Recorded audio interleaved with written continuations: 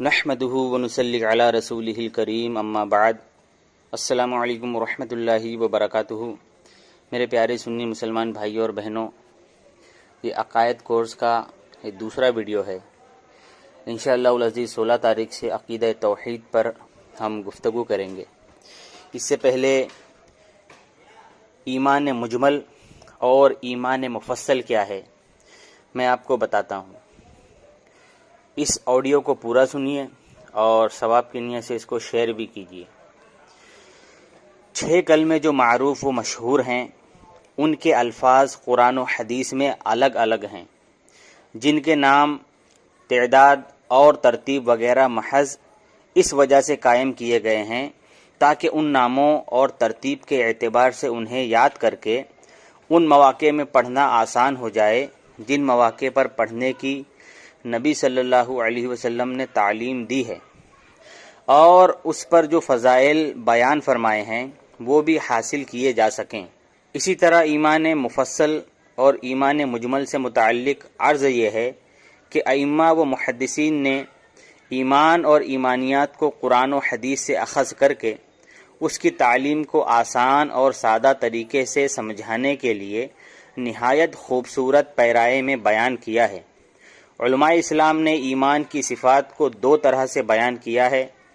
Number 1 ایمان مجمل اور number 2 ایمان مفصل۔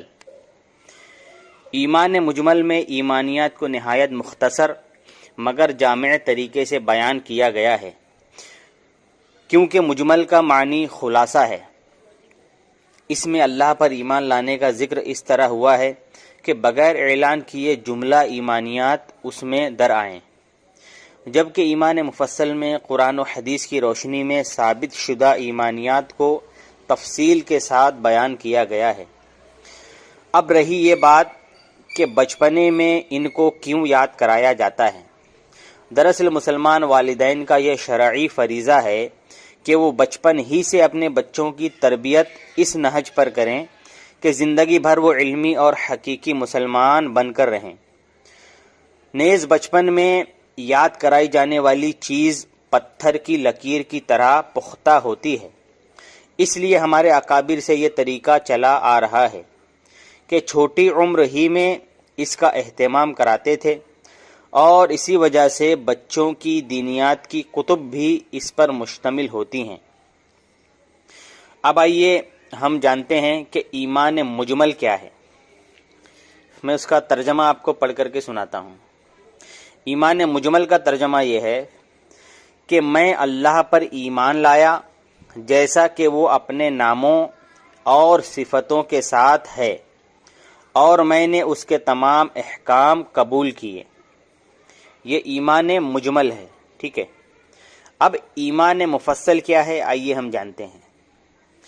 ایمان مفصل کا ترجمہ: میں اللہ تعالیٰ پر اور اس کے فرشتوں اور اس کی کتابوں اور اس کے رسولوں اور قیامت کے دن پر اور اس پر کہ اچھی اور بری تقدیر اللہ تعالیٰ کی طرف سے ہوتی ہے اور موت کے بعد اٹھائے جانے پر ایمان لایا۔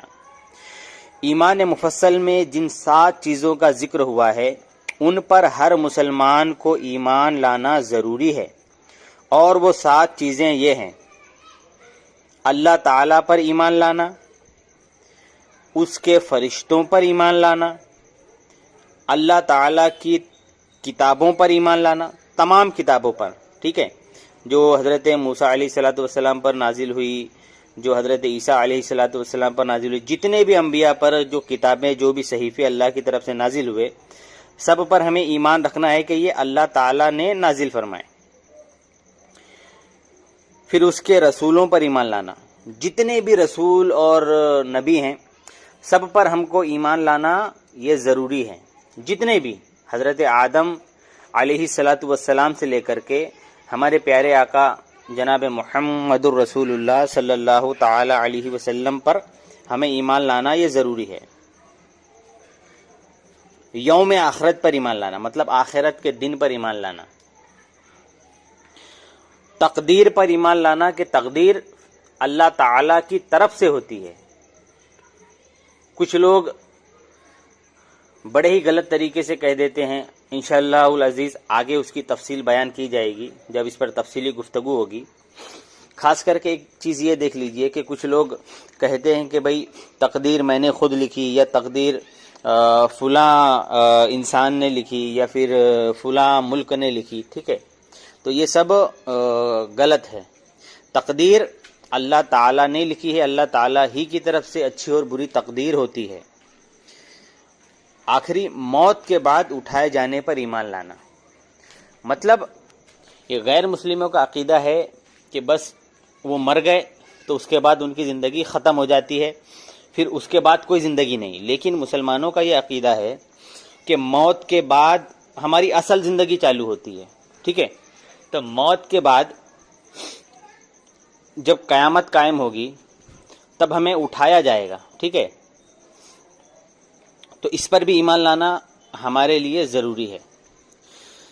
تو میرے پیارے سنی مسلمان بھائیوں اور بہنوں، یہ میں نے آپ کو مختصر طور پر بتا دیا کہ ایمان مجمل اور ایمان مفصل کیا ہوتا ہے.